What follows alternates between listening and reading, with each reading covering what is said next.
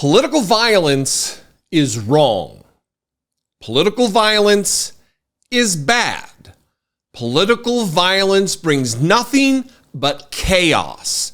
These are things that I have been saying for years while living under a presidency of Donald Trump, while watching a campaign in 2015 and 2016 of Donald Trump where he promoted violence. He encouraged violence, he incited violence, he inspired violence, not only as a candidate, but also as a president. The right now is apoplectic over the shooting at Donald Trump, as well, I guess they should be, but it should not be a surprise to them what took place. I tweeted this yesterday, that when you promote and encourage violence in politics, eventually you're going to reap what you sow. It's not that I'm happy that this happened, because I am not happy that this happened. If anything, this elevates Donald Trump's chances of winning in November. This should be for you a moment of clarity and action, a moment for you to get involved, because now we're at a deficit more than we were.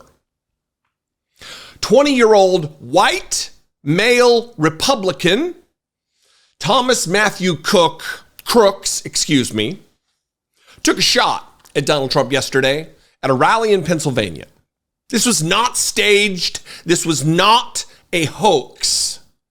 An innocent person at that rally lost their life. A family no longer has a member. This wasn't a hoax. It wasn't staged. Also, the maniacal white male Republican also lost his life.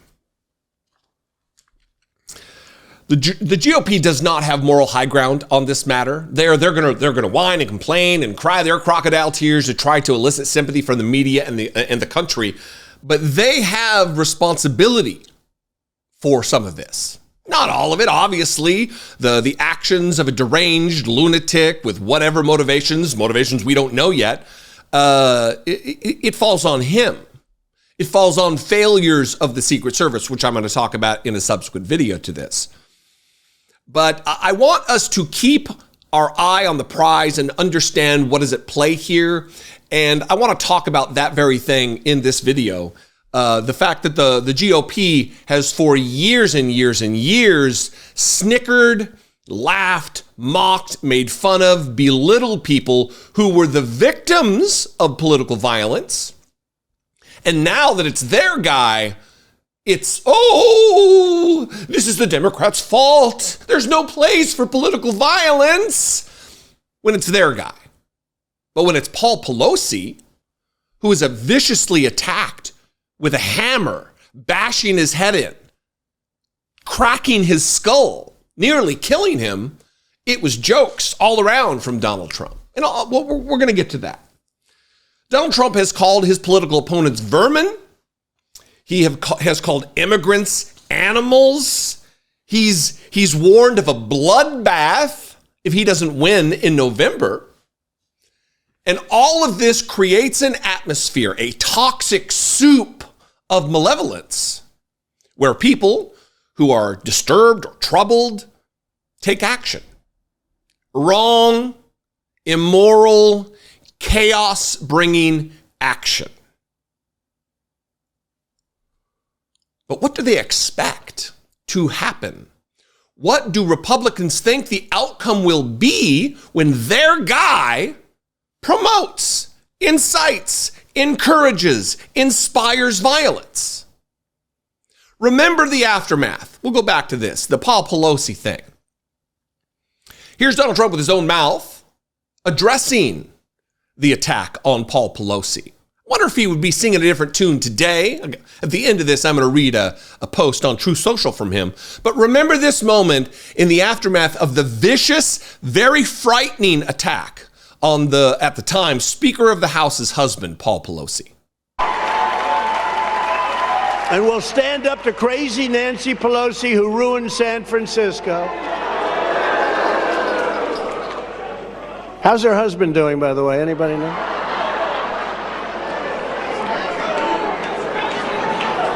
And she's against building a wall at our border, even though she has a wall around her house, which obviously didn't do a very good job. It wasn't just Donald Trump either. It was his dopey son, Don Jr. Got my Paul Pelosi Halloween costume ready, a pair of underwear and a hammer. And now they're whining to all high heaven about political violence. Hypocrites and liars. And who are you, Republicans? I want these actions for thee, but not for me. I will gallivant and go about my day, mocking political violence and encouraging it, inciting an insurrection against the country, a violent, deadly insurrection. But then when little blood is shed on Donald Trump, it's a whole different story. Remember the kidnapping plot against the governor of Michigan, Gretchen Whitmer? Donald Trump had some stuff to say about that. And spoiler alert, it wasn't empathetic. It wasn't sympathetic. He called it a hoax or a fake deal. As another example, the sting that they did involving Gretchen Whitmer was fake. Just like those who instigated January 6th. It was a fake deal. Fake. It was a fake deal. Gretchen Whitmer was in less danger than the people sitting in this room right now, it seems to me. And you look to see what happened, and trials are going on all over the place. And I guess a lot of people, Tudor, are being exonerated, aren't they? Huh? They're being exonerated. And of course, it wouldn't be a Jesse Dollemore Daily video without talking about the violent, deadly insurrection and Donald Trump's response when told about the chanting, "Hang Mike Pence," while a hangman's gallows was on the lawn of the United States Capitol for ready use against Mike Pence. Listen to Liz Cheney explain what Donald Trump's reaction was that was sworn testimony in their depositions. Supporters at the Capitol, and I quote, "We're doing what they should be doing." This is what he told his staff as they pleaded with him to call off the mob, to instruct his supporters to leave. Over a series of hearings in the coming weeks, you will hear testimony, live and on video, from more than half a dozen former White House staff in the Trump administration, all of whom were in the West Wing of the White House on January 6th. You will hear testimony that, quote, "The president did not really want to put anything out calling off the riot or asking his supporters to leave." You will hear that President Trump was yelling and, quote, "really angry at advisors who told him he needed to be doing something more." And aware of the rioters' chants to hang Mike Pence, the president responded with this sentiment, quote, "Maybe our supporters have the right idea. Mike Pence, quote, deserves it." You will hear evidence that President Trump refused for hours to do what his staff, his family, and many of his other advisors begged him to do: immediately instruct his supporters to stand down and evacuate the Capitol. And all of this gets seeded in the brains of MAGA world. Remember a few months ago when this doofus, this moron in Long Island was driving around with his truck with Joe Biden depicted as hogtied on the back? This is what you get with the Let's Go Brandon violent rhetoric. This is what you get. And if you're out there saying, well, yeah, well, that's one guy, this has nothing to do with Trump necessarily, I would just point your attention to Donald Trump actually posting a picture of this on Truth Social. 3/28/24, Long Island, New York, celebrating a depiction of his political opponent and the current seated United States president hogtied, subject to violence, kidnapping.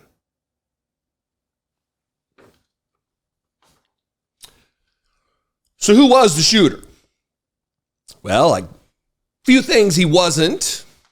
We can talk about what he was. A white, male, registered Republican, young man. He wasn't a Democrat. He wasn't an immigrant. He wasn't a woman seeking an abortion. He wasn't Antifa or a Black Lives Matter supporter. Got a couple other things here. He wasn't gay or lesbian, transgender. He wasn't a drag queen. He was a white, young male Republican. And also, let's just say to the audience, to you, the Democrat in the audience who's a regular viewer, we should check ourselves when trying to find some cogent political philosophy out of this person, some motivation that we can understand. Because when John Hinckley Jr. tried to assassinate Ronald Reagan in 1981, I believe in April, he had just taken office. It wasn't for some sane reason that we could wrap our brains around. No, he didn't like this policy or he didn't like the suits that he wore. It was to impress Jodie Foster. It was unhinged. It was psychotic, probably literally and clinically. So we need to pump our brakes a little bit until we really get to the bottom of what this person's motivations were. I'm going to read a little bit from this Washington Post article about who he was. Crooks was 20 years old from Bethel Park, Pennsylvania, about 40 miles south of Butler, the location of Saturday night's Trump rally, the FBI said. Crooks was registered as a Republican, according to Pennsylvania's voter status records. The suspected shooter used an AR-15 style semi-automatic rifle to carry out the attack, a U.S. official and another person familiar with the investigation said, speaking on the condition of anonymity to discuss a probe that is still in its early stages. So that's really about all we know right now. White, male, Republican. With free and easy access to a weapon of war. Another thing Republicans promote, encourage, incite, inspire. There will not be a reflective look on what their policies are and the things that they promote and believe. There won't be. There will be pointing fingers and projection and lies and subterfuge and distraction on the part of Republicans. And it's already beginning. That'll be the next video that I do. It won't be a sober-minded look back at, what did we do? Where did we go wrong? What are the policies that we put forth or the policies that we throw obstruction against for progress? Here's Donald Trump's post on Truth Social.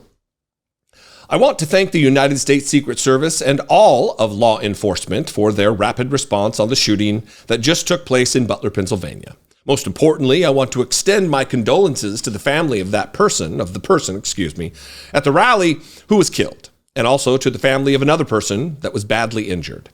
It is incredible that such an act can take place in our country. Is it incredible, Donald Trump? Is it incredible?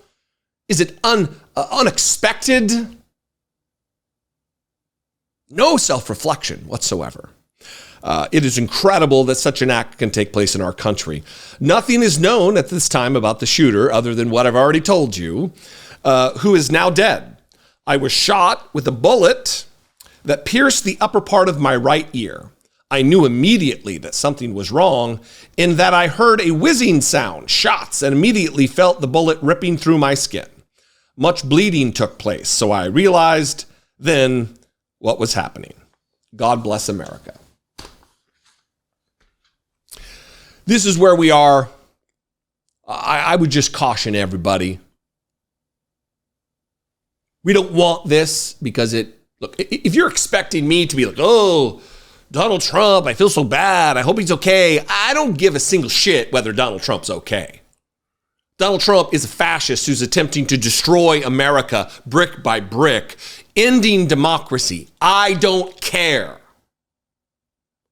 But I do care about our country. I do care about the preservation of our democracy. I do care about whether Joe Biden wins this election and whether Donald Trump loses it. That is what I am focused on. So let this be the thing you focus on. Let this be the thing, again, that animates you to organizing, to doing whatever you can do to ensure Donald Trump loses at the ballot box, not loses his life.